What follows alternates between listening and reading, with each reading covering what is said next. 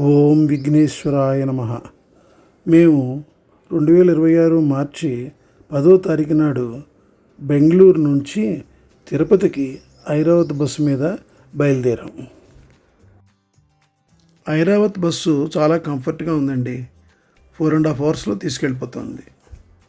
మధ్యలో food plaza దగ్గర ఆపాడు. చూసారా ఈ ఫుడ్ ప్లాజా ఎంత బాగుందో, మామిడి చెట్ల మధ్యలో. మేము బ్రేక్ఫాస్ట్ చేసిన తర్వాత తిరుపతికి మధ్యాహ్నం 12 గంటలకి చేరుకున్నాం. ఆ రోజు 10వ తారీఖున ఈవినింగ్ పద్మావతి అమ్మవారిని దర్శించాం. రెండవ రోజు అనగా 11వ తారీఖున స్వామివారిని తిరుమలలో వెళ్ళి దర్శించుకున్నాం. మూడో రోజు అనగా 12 మార్చి మేము నాన్ లోకల్ టూర్స్కి బయలుదేరాం. తిరుపతిలో శ్రీనివాసం మరియు విష్ణువాసం నుండి ఏపీ టూరిజం వాళ్ళు 2 రకాల టూర్ ప్యాకేజీలు నడుపుతారు. ఒకటి లోకల్ టెంపుల్స్ టూర్ ప్యాకేజీ, రెండోది surrounding temples package. Local temples 250 rupees per person, surrounding temples 550 rupees per person. Non AC bus. మేము వెళ్ళినప్పుడు ఏసీ బస్సులు లేవు, అందువల్ల నాన్ ఏసీలో వెళ్ళాల్సి వచ్చింది.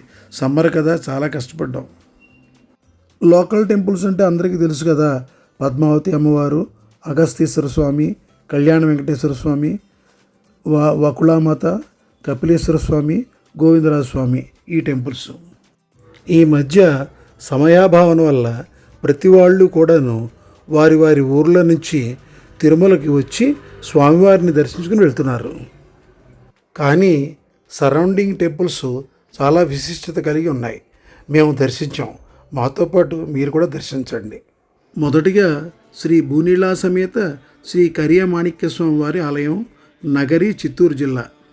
ఈ ఆలయ స్థల పురాణం ఏమిటంటే, కరి అనగా ఏనుగు, ఏనుగుకు అభయం ఇచ్చి కాపాడినందుకు ఈ స్వామికి శ్రీ కరియ మాణిక్య స్వామి అని నామం ఏర్పడింది. మనందరికీ కూడా గజేంద్ర మోక్షం కథ తెలుసు కదా. ముసలి నోట తన పాదము తగులుకొని చివరి ప్రాణాలతో తలడిల్లుతున్నటువంటి గజేంద్రుడు చివరి ఆర్తనాదంతో నారాయణుని స్మరిస్తాడు. ఆ ఆర్తనాదం విన్న నారాయణుడు ఒక్క ఉదుటన లేచి గజేంద్రుని రక్షించి మోక్షం అందిస్తాడు. అటు పిమ్మట శ్రీ స్వామివారు ఇచ్చట సేద తీసుకున్నట్లు స్థల పురాణం తెలుపుతోంది. స్వామివారు ఇచ్చట భూదేవి మరియు నీలాదేవి సమేతంగా దర్శనమిస్తారు. అటు పిమ్మట మేము అక్కడ నుండి 7 కిలోమీటర్ల దూరంలో ఉన్నటువంటి శ్రీ అన్నపూర్ణేశ్వరి సమేత శ్రీ కాశీ విశ్వేశ్వర స్వామి దేవాలయానికి బుగ్గ అగ్రహారంలో ఉంది, అక్కడికి వెళ్ళాం. ఈ ప్రాంతంలో ఒక సహజ నీటి ఉబ్బుకు ఉండటం వల్ల ఈ గ్రామానికి బొగ్గ అగ్రహారం అనే పేరు వచ్చింది. ఈ నీటిని పవిత్రంగా భావించి భక్తులు తీసుకొని శివార్చనలో ఉపయోగిస్తారు. ఇక్కడ శివుడు కాశీ విశ్వేశ్వర స్వామి రూపంలో, ఆయన దేవేరి అన్నపూర్ణేశ్వరి అమ్మవారితో కలిసి భక్తులకు దర్శనమిస్తారు.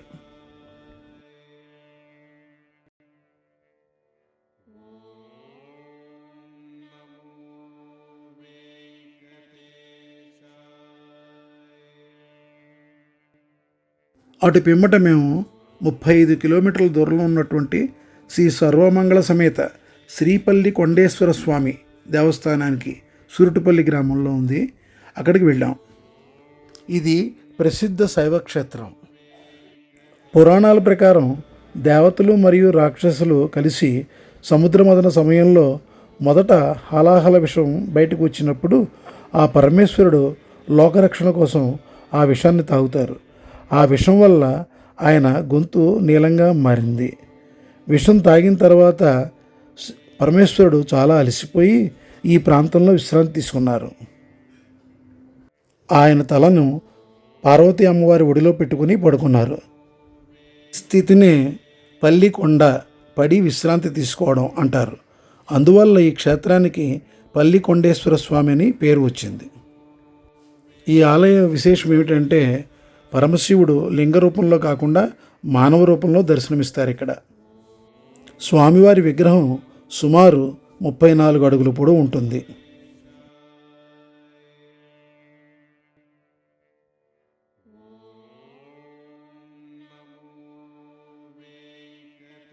అక్కడ నుంచి మేము 11 కిలోమీటర్ల దూరంలో ఉన్నటువంటి శ్రీ వేదవల్లి సమేత శ్రీ వేదనారాయణ శ్రీ మహావిష్ణువు ఆలయం నాగలాపురం వెళ్ళాం. ఈ ఆలయంలో ఒక ప్రత్యేకమైన అద్భుతం జరుగుతుంది. ప్రతి సంవత్సరం మార్చి నెలలో 3 రోజుల పాటు సూర్యకిరణాలు ఆలయం ద్వారాల గుండా ప్రవేశించి స్వామివారి విగ్రహంపై పడతాయి. సాధారణంగా సూర్యకిరణాలు మార్చి 24, 25, 26 తేదీల్లో పడతాయి. మొదటి రోజు సూర్యకిరణాలు స్వామివారి పాదాలపై పడతాయి. రెండవ రోజు స్వామివారి నాభి భాగంపై పడతాయి. మూడో రోజు స్వామివారి ముఖంపై పడతాయి. ఇక్కడ స్వామివారు మత్స్యావతారంలో దర్శనమిస్తారు. పురాణాల ప్రకారం ఒకసారి సోమకాసురుడు అనే రాక్షసుడు వేదాలను అపహరించాడు. అప్పుడు విష్ణువు మత్స్యావతారం తీసుకుని వేదాలను తిరిగి సంపాదించి ప్రపంచానికి అందించాడు. అందుకే ఇక్కడ స్వామివారిని వేదనారాయణ స్వామి అని పిలుస్తారు.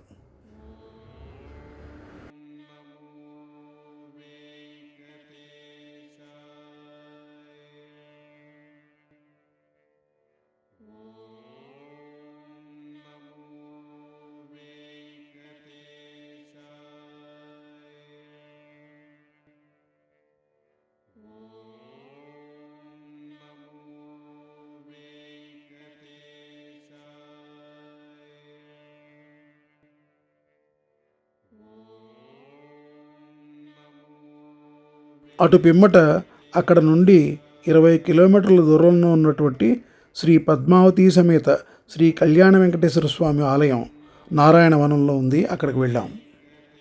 పురాణాల ప్రకారం ఈ ప్రాంతం ఒకప్పుడు అరణ్యంగా ఉండేది. అక్కడ విష్ణుమూర్తి తపస్సు చేసినందుకు ఈ ప్రాంతానికి నారాయణవనం అని పేరు వచ్చింది. ఈ ప్రాంతాన్ని పాలించిన రాజు ఆకాశరాజు కుమార్తె పద్మావతీదేవి.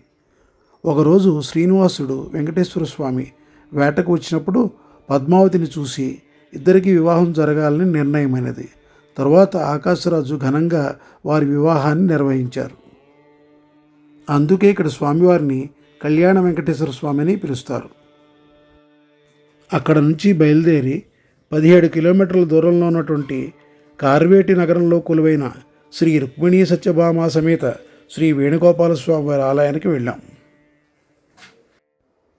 కార్వేటి నగరం ఒకప్పుడు రాజవంశాల పాలనలో ఉన్న ప్రముఖ ప్రాంతం. ఈ ప్రాంతాన్ని పాలించిన రాజులు భగవాన్ కృష్ణుడిపై గొప్ప భక్తి కలిగి ఉండేవారు.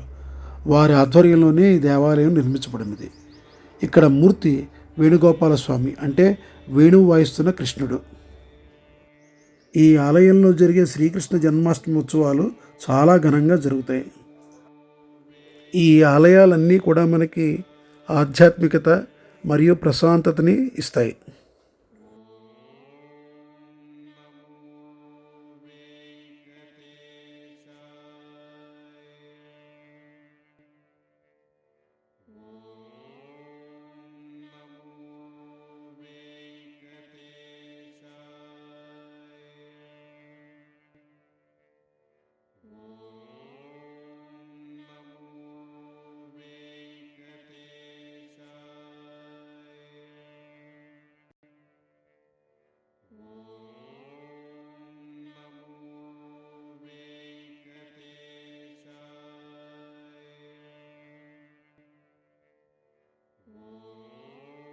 అక్కడ నుండి 29 కిలోమీటర్ల దూరంలో ఉన్నటువంటి అప్పలాయగుంటలోని శ్రీ ప్రసన్న వెంకటేశ్వర స్వామి ఆలయానికి వెళ్ళాం. చూడండి, ఈ గ్రామంలో చెరువు ఎంత బాగుందో.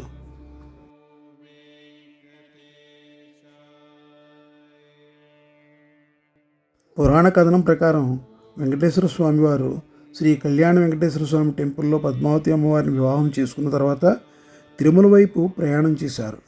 ఆ ప్రయాణంలో ఈ ప్రాంతంలో కొంతకాలం విశ్రాంతి తీసుకున్నారని చెప్తారు. ఆ సమయంలో భక్తులకు ప్రసన్నంగా దర్శనమిచ్చినందున ఇక్కడ స్వామివారు ప్రసన్న వెంకటేశ్వర స్వామిగా ప్రసిద్ధి పొందారు.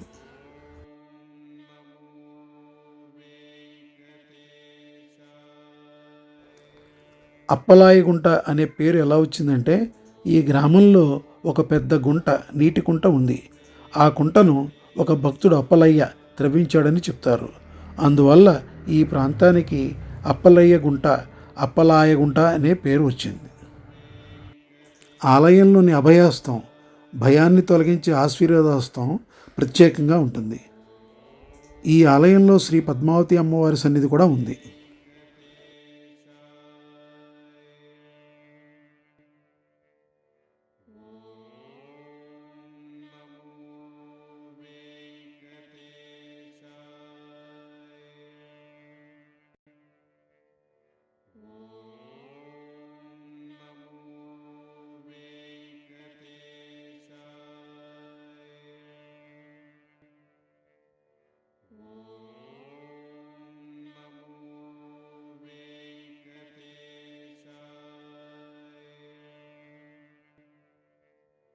ఇదండి 7 ఆలయాలు సందర్శించినటువంటి మా ప్రయాణ విశేషాలు. మేము ఉదయం 9:30 గంటలకు బయలుదేరాము. తిరిగి 20 కిలోమీటర్ల దూరంలో ఉన్న తిరుపతికి సాయంత్రం 6 గంటలకు చేరాము. మీరు కూడా తప్పకుండా ఓ రోజు ఖాళీ చూసుకుని తప్పకుండా ఈ యొక్క ఆలయాలు దర్శించండి. చాలా బాగున్నాయి. మీకు నచ్చినట్లయితే లైక్ చేసి, షేర్ చేసి, సబ్స్క్రైబ్ చేయండి. Thank you. సర్వే జనా సుఖినో భవంతు.